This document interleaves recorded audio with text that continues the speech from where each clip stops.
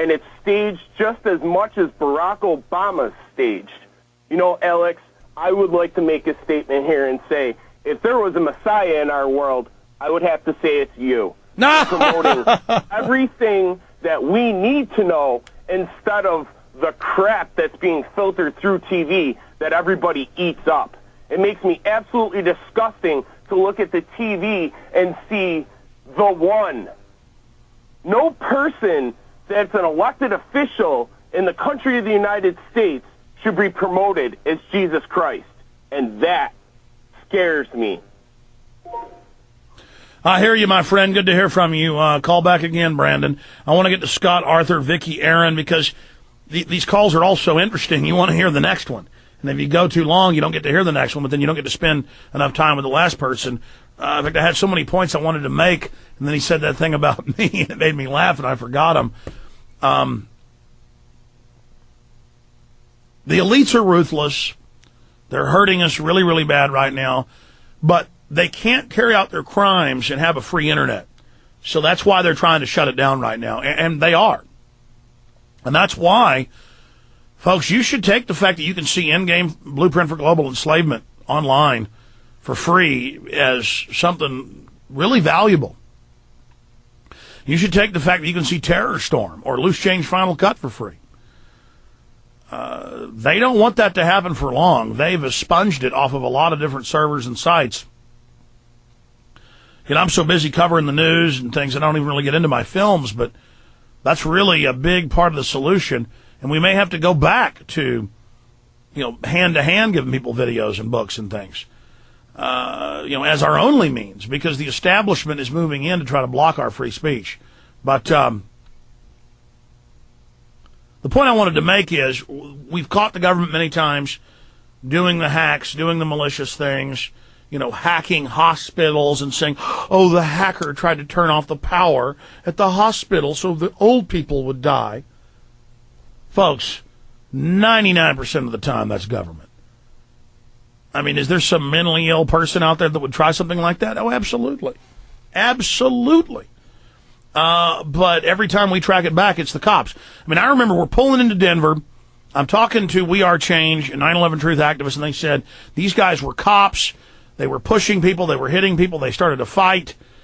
And then we got there, and we witnessed people that were clearly cops stirring stuff up. And I went on air and said that witnesses saw Marines causing a riot one night, dressed up like anarchists, but getting out of white vans marked, U.S. government. It's now in the Denver Post. We've got to make this a big story. That they just admit, the cops go, yeah, we had officers out there dressed up like protesters, and we had them attack police.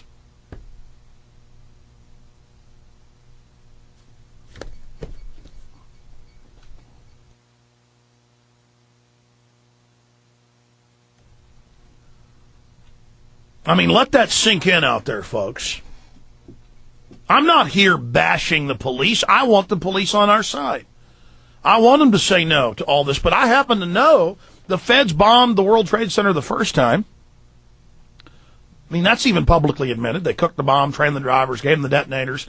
They found two nuts to do it, but it was their idea. They created it. They got the informants. They went out and organized and led the attack.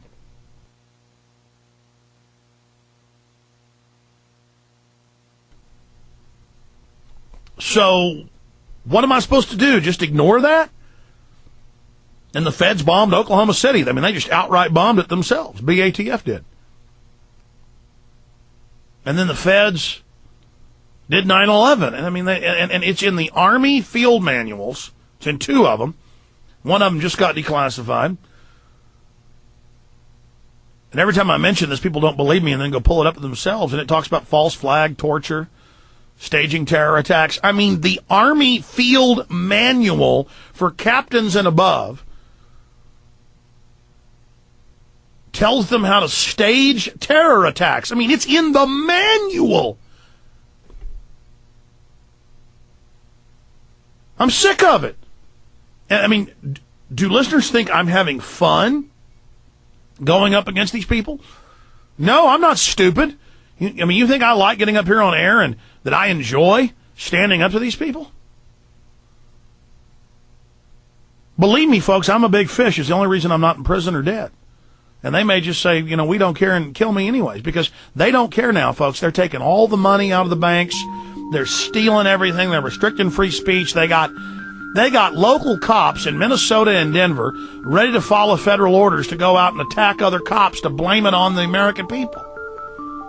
I mean, the system is broken. And it comes out in the newspaper and nobody gets in trouble. I'm going to skip this break because I'm so far behind. I want to continue with your phone calls.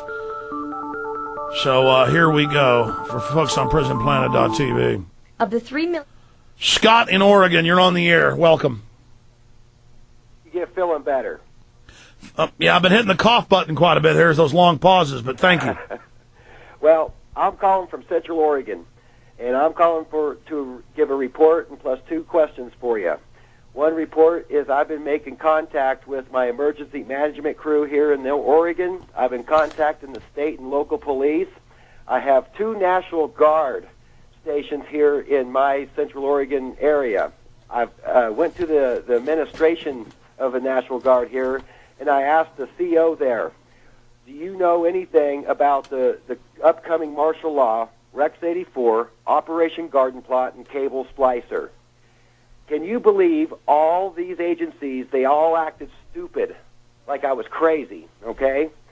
Then I go down to the training facility here for a National Guard, and I walked right into the barracks, and I walked right up to the CO's desk, and I talked to him for a minute, and he acted stupid.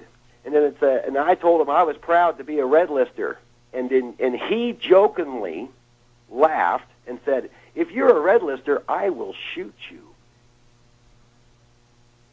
Oh no, it's all about their personal power. See, they're looking forward. Yeah. They're looking forward to it like it's deer hunting.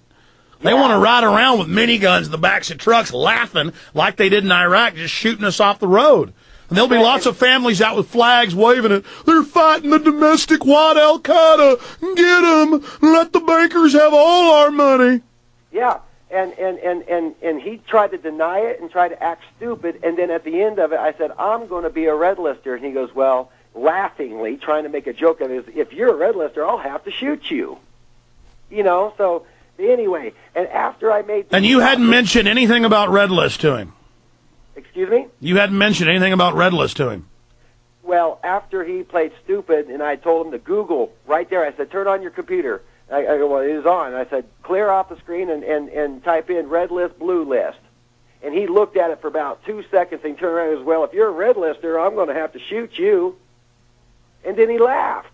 Of course, I didn't take that too kindly, This was 2 weeks ago.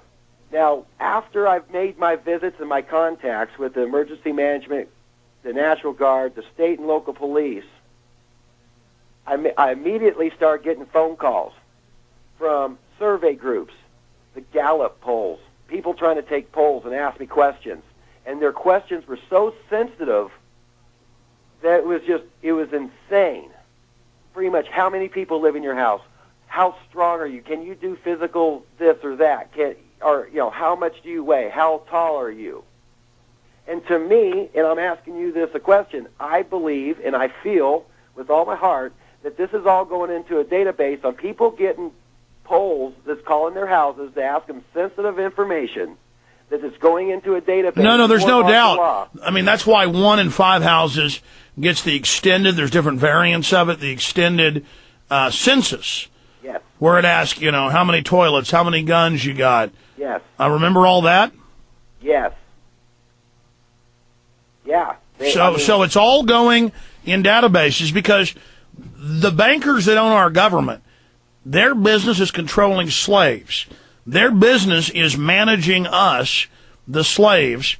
It is not making or manufacturing anything. And so everything they do is about how to control us, how to dumb us down, how to divide us. Scott, I appreciate your call. Here we go.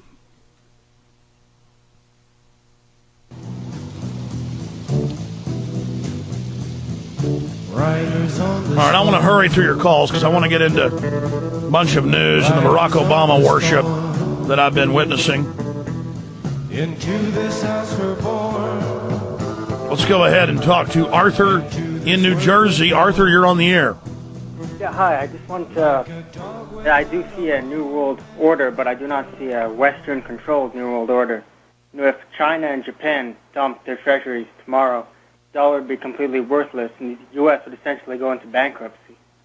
What I do see in the future is that you're going to have the U.S. go bankrupt, and you have them, these foreign countries that have holdings in U.S. treasuries. Essentially, it's going to be a bankruptcy liquidation. You're going to see U.S. corporations being sold out to these foreign countries. Well, that's exactly what the New World Order is. Except, hang on, it's not the New World Order per se. Oswald Spengler wrote in Decline of the West, it's a great book, that their civilizations go in cycles.